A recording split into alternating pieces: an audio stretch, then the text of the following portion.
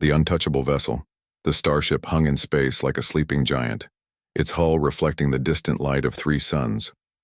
For 52 years, the vessel known as the Meridian had drifted through the Nexus sector, a monument to mystery that had baffled every species in the known galaxy. Its design was unmistakably human, yet no human had been seen in this region for over a century. Admiral Corex of the Zephyrian Empire stood on the bridge of his flagship, his 4 eyes fixed on the display showing the enigmatic craft. His blue-scaled skin shimmered with frustration as he reviewed the latest failed boarding attempt. Like all the others before it, his elite strike team had been gently but firmly repelled by an invisible force that seemed to emanate from the ship itself. "Report," Corex commanded, his voice carrying the authority of someone who had conquered 17 star systems. Lieutenant Vex, his communications officer, turned from her console with obvious disappointment. "The same result, Admiral. The moment our shuttles approached within 100 meters, an energy field activated. Our teams were pushed back without harm, but also without any way to penetrate the barrier." Corex's claws tapped against his command chair. The Meridian represented the greatest technological prize in known space. Its hull was composed of materials that their best scientists couldn't identify. Its engines, though silent, showed signs of propulsion technology that could revolutionize space travel. And somewhere within its depths lay secrets that could shift the balance of power between the galaxy's major civilizations, but for half a century it had remained untouchable. The discovery had happened during a routine mining survey. A crystalline Confederation prospector named Zek-9 had detected the massive energy signature while scanning an asteroid field. When he arrived to investigate, he found something that shouldn't have existed.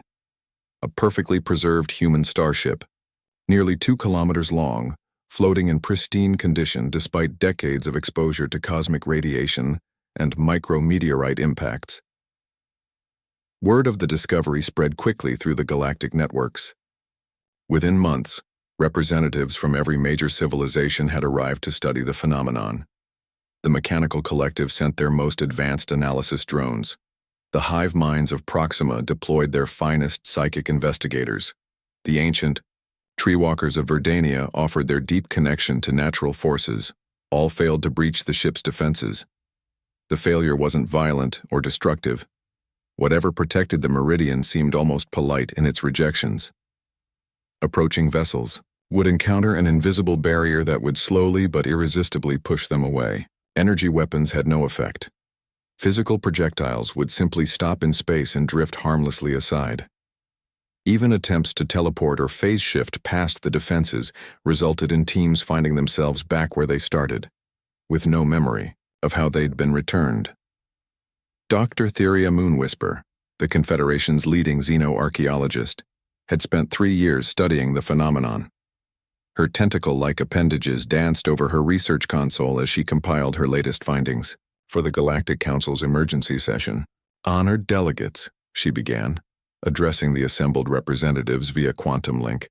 "After extensive analysis, we can confirm that the Meridian's defensive system is unlike anything in our databases. It appears to be scanning for specific biological or technological markers. Our working theory is that it will only respond to its original creators." A rumble of concerned voices filled the council chamber. Representative Gorth of the Stone-Hearted clan spoke first, his massive frame causing his chair to creak. "You mean it will only open for humans? That's impossible. There are no humans in this sector. The nearest human settlements are on the far side of the galaxy." "That is correct," Dr. Moonwhisper replied. "However, our deep space sensors have detected something interesting.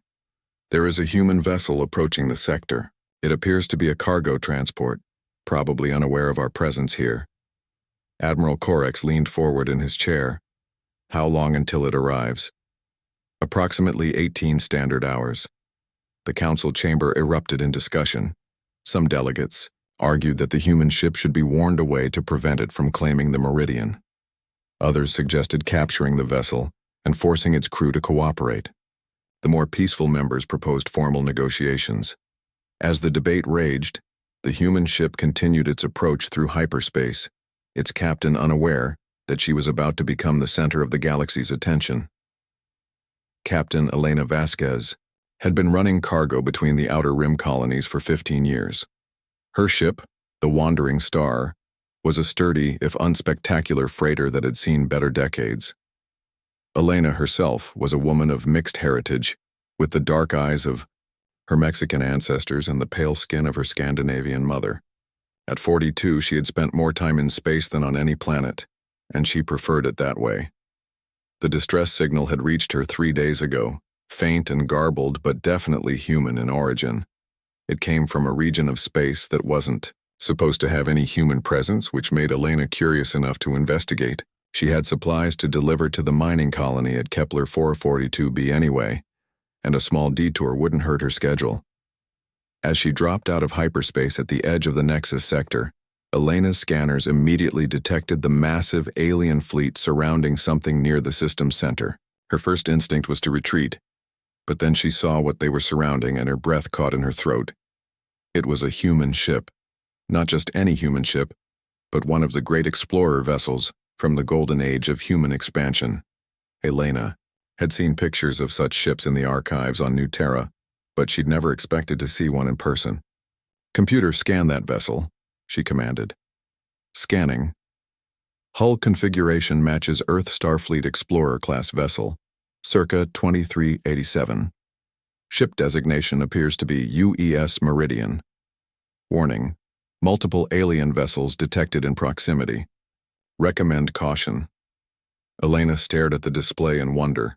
The Meridian was one of the legendary ships from humanity's first great wave of expansion. According to the records, it had been lost with all hands during the infamous Silent Year when contact with dozens of human expeditions had been mysteriously severed.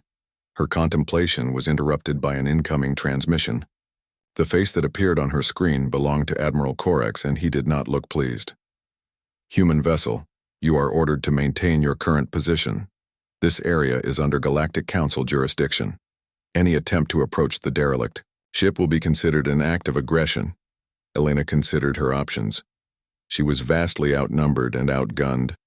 The smart thing would be to comply with the Admiral's orders, perhaps try to negotiate for a share of whatever was found aboard the Meridian. But as she looked at the ancient human ship, something stirred in her chest. Pride, maybe, or duty to her species' legacy. "Admiral Corex," she replied, putting on her most diplomatic voice. "I appreciate your concern, but that vessel belongs to my people. I'm not here to cause trouble, but I do have a right to investigate." "Your people abandoned that ship decades ago," Corex growled. "It has been derelict in our space for 52 years. Under galactic salvage law, it belongs to whoever can successfully claim it. Has anyone successfully claimed it?" The Admiral's silence was answer enough. Elena made her decision. "I'm going to approach the ship. I give you my word that I mean no harm to anyone here, but I'm not leaving without at least trying to find out what happened to my people." Before Corex could respond, Elena cut the transmission and engaged her engines. As the Wandering Star moved toward the Meridian, every alien sensor in the system focused on her small ship. Betting pools started among the various crews about how spectacular her failure would be. But Elena had something that none of the alien crews possessed. She was human. And the Meridian had been waiting 52 years for one of her kind to come home. As her ship approached the invisible barrier that had stopped countless alien vessels, Elena held her breath. For a moment, nothing happened. Then slowly, the Meridian began to glow with soft blue light. The barrier that had repelled every alien approach simply wasn't there for her.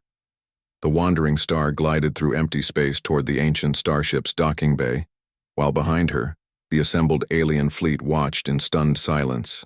After half a century of failures, a lone human had accomplished what entire armadas could not. Elena Vasquez was about to discover that some doors only open for those who carry the right key in their blood. The human touch, the docking bay of the Meridian. Opened like a flower greeting the dawn, Elena guided her ship through the massive aperture, marveling at the pristine condition of everything she saw.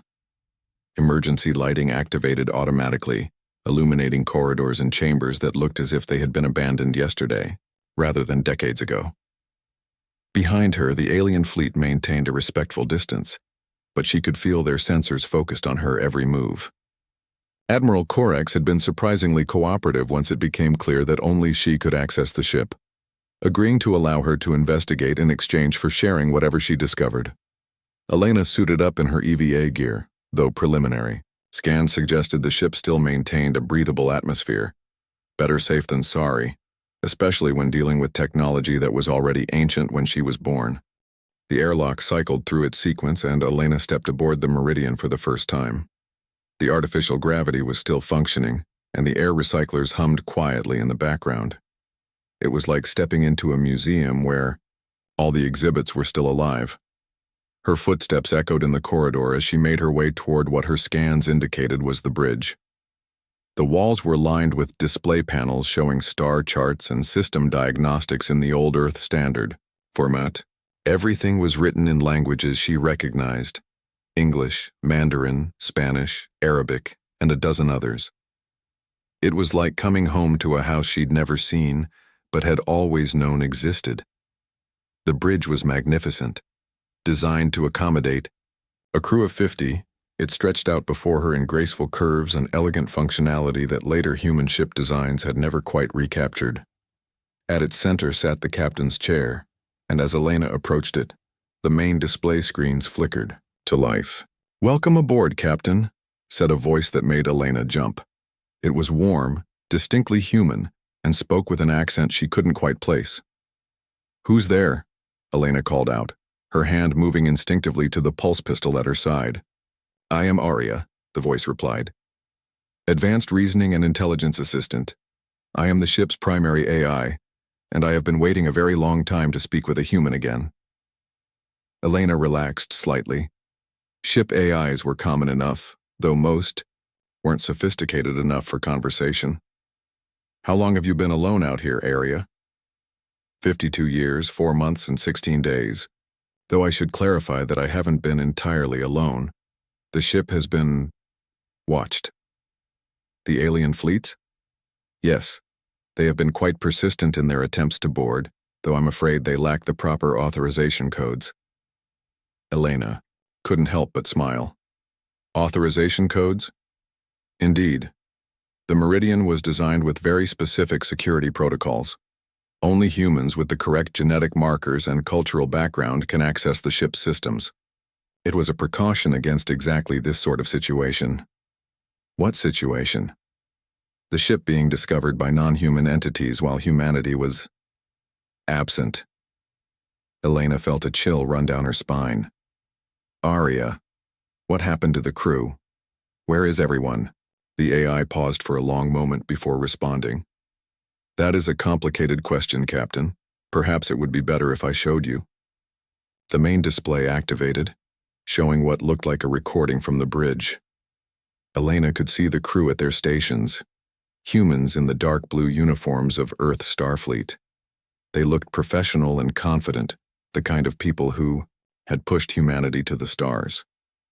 "This was taken 53 years ago," Aria explained. "The Meridian was part of the Prometheus expedition, a deep space exploration mission tasked with establishing contact with intelligent alien species and founding new colonies for humanity. The recording showed the crew working at their stations when suddenly alerts began sounding. Elena watched as the bridge crew responded to some kind of emergency with practiced efficiency. "We encountered something unprecedented," Aria continued. "A spatial anomaly that began affecting our navigation systems. The captain made the decision to investigate, but as we approached, the anomaly began to expand. It enveloped our entire fleet." "What kind of anomaly?" "The best description I can provide is that it was a temporal distortion field. It displaced us through both space and time. The Meridian, being the lead ship, was thrown forward in time by approximately 50 years. The rest of the fleet, they went backward?" "Precisely. They were sent back to Earth's past, to the early 21st century. The crew of the Meridian has been trying to find their way home ever since, but the temporal displacement made it impossible to navigate properly. Eventually, they made the difficult decision to enter stasis pods while I continued searching for a solution. Elena felt her heart racing. They're still alive. The crew is still aboard. Yes, Captain. 237 souls, all, waiting in suspended animation for the day when it would be safe to wake them. Why haven't you woken them already? Because, Arya said sadly, I discovered something disturbing during my years of observation. The alien species that have been studying this ship, many of them have not encountered humans before. Our people are unknown to them, which means something catastrophic happened to human civilization in this region of space. Elena sank into the captain's chair, trying to process what she was hearing. You think humanity is extinct here? Not extinct, but scattered, reduced. The great expansion that the Meridian was part of clearly failed. I needed to be certain that waking the crew wouldn't simply result in their capture or destruction by hostile aliens. But you let me aboard. Because you, Captain Vasquez, represent hope. You are proof that humanity survived, even if not in the way we expected. Your ship's configuration, your language patterns, even your genetic markers all confirm that human civilization continued to evolve and grow, just not in this region of space. Elena stood up and walked to the main viewport, looking out at the alien fleet that surrounded them. Hundreds of ships from dozens of species, all waiting to see what she would do next. The weight of responsibility settled on her shoulders like a heavy cloak. Arya, can you show me what the Meridian was carrying?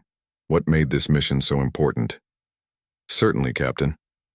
The display changed to show cargo manifests and technical specifications. Elena's eyes widened as she read through the lists. The Meridian wasn't just an exploration vessel.